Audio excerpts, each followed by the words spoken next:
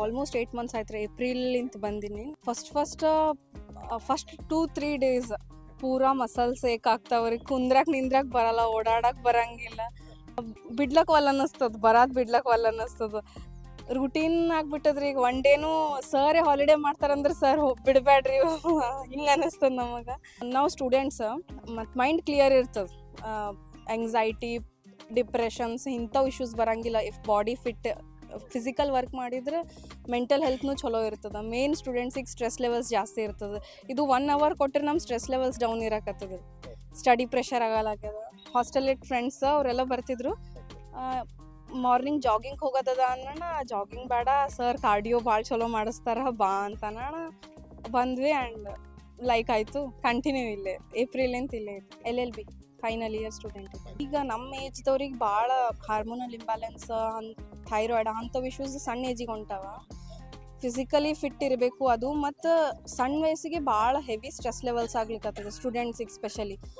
ಅದ್ರ ಸಲಕ್ಕೆ stress relief ಮತ್ತು ಫಿಸಿಕಲ್ ಫಿಟ್ನೆಸ್ ಇರಬೇಕು, ಹೆಲ್ತ್ ಚಲೋ ಇರಬೇಕು ಅಂತ ಬಂದ್ವಿ. And I insist it is a must for every one.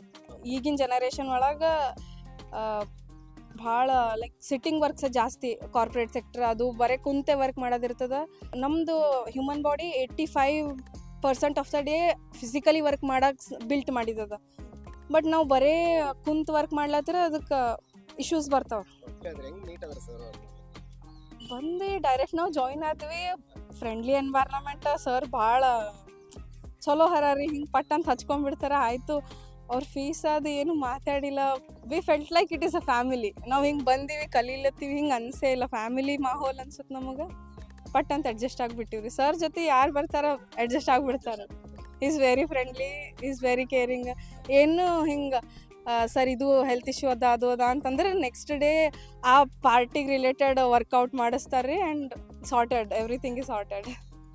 ಹಂಗೇನಾರ fees ತೊಗೋತೀರಂದ್ರೆ ಭೀ ನಮಗೇನು ಪ್ರಾಬ್ಲಮ್ ಇಲ್ರಿ. ಅಷ್ಟು ಚಲೋ ವರ್ಕೌಟ್ ಮಾಡಿಸ್ತಾರೆ. ಸರ್ ಫೀಸ್ ತೊಗೊಳಲ್ಲ, ಸೋಷಿಯಲ್ ಸರ್ವಿಸ್ ಮಾಡ್ತಾರೆ. ಇಷ್ಟು ಮಂದಿ ಸಲಕ್ಕೆ ಇಟ್ಸ್ ಅ ಗ್ರೇಟ್ ವರ್ಕ್.